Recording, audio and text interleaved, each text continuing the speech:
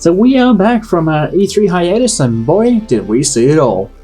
Xbox coming out with Keanu Reeves for Cyberpunk 2077, the annual cringe fest that is Ubisoft's E3 conference, and Nintendo almost winning E3 entirely only for them to announce some bad news for Pokemon fans. Seriously, just Google search hashtag bring back the national Dex, and you'll see what we are talking about.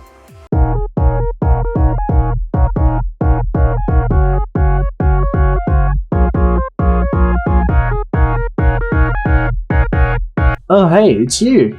Welcome to Free to Play, your gaming news show delivered to you fresh, every week. This is your host Charlie K, and in today's episode we'll be covering all the extra news stories from after E3 2019. For example, we have more details about The Witcher 3 arriving on the Nintendo Switch, and some big news about Xbox's next generation console, Xbox Scarlett, so be sure to stick around for that. But before we jump into the news, if you are new here and love gaming content such as gaming news, reviews, and live streams as much as we do, why not consider subscribing to this channel by hitting the subscribe button and the bell icon so you don't miss a single video. For our first bit of news for this week, we finally have a release date for the upcoming Final Fantasy VII Remake from Square Enix. Final Fantasy VII Remake was originally announced at E3 2015, blowing every gamer's collective minds at the time. 4 years on, we have some brand new footage and a release date. Final Fantasy VII Remake will launch worldwide on the 3rd of March 2020. We finally got our first look at the new Marvel Avengers game from Crystal Dynamics. The game will be a single-player cooperative game where you get to take on villains such as the Abomination and Taskmaster as your favourite hero. The heroes revealed so far are Iron Man, the Hulk, Captain America, Black Widow, and Ant-Man. The story is a linear story and will tell the story of the Avengers being disbanded after an event goes terribly wrong and Captain America is presumed dead. Whilst the trailer got a somewhat mixed reaction, many fans are left wondering what happened to Hawkeye. I guess we'll be still wondering until the game releases on May 15th, 2020. So after E3, we received some sad news from the developers of Horizon Zero Dawn, Guerrilla Games. Sadly, one of their major team members, Patrick Munich, passed away at the age of 44. Patrick Munich was the lead producer for Horizon Zero Dawn and was currently working on the sequel to the massively successful PS4 title. Whilst we still don't know the cause of death, our deepest condolences go out to the Guerrilla Games team. We previously did a live stream of Horizon Zero Dawn, so please go check that out, or if you haven't played the game, you really should. It seriously is an amazing game. In other news, Game Freak and the Pokemon Company have caused controversy online with the announcement at E3 2019 that the new Pokemon title Sword and Shield won't be featuring a full Pokédex. This means that a lot of fan favourite Pokemon may not appear in the final game and won't be adding any content via DLC anytime soon. This news caused quite a backlash online and in the Pokemon fan communities, with both the trending hashtag of #BringBackTheNationalDex and the petition has reached over 6,000 signatures circulating online in the hopes that the creators will change their mind over this creative decision.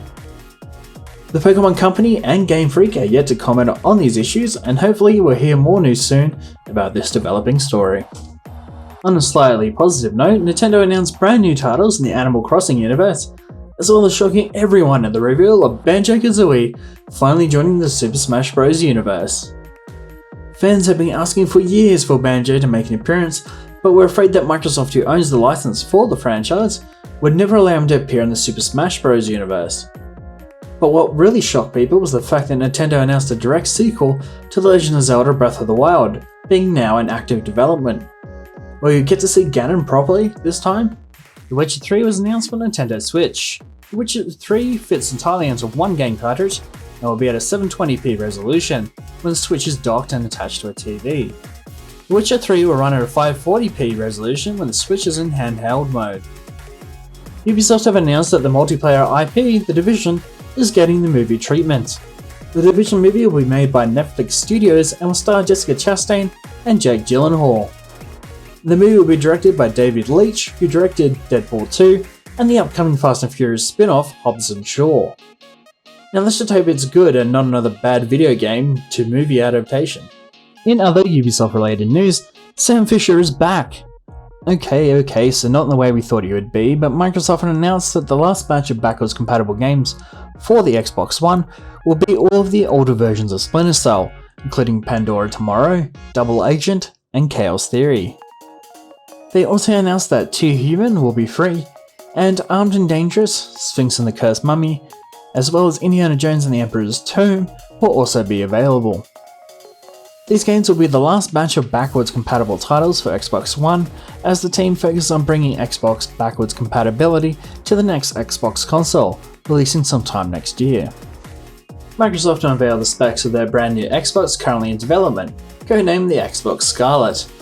The Xbox Scarlett will already have screen resolutions of up to 8K resolution, will be running a solid-state drive that can work as virtual RAM, GDDR6 RAM, real-time ray tracing, and will let you play games at a glorious 120 frames per second.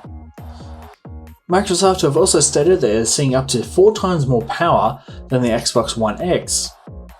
Microsoft have also stated that backwards compatible games will be coming to the new iteration of Xbox.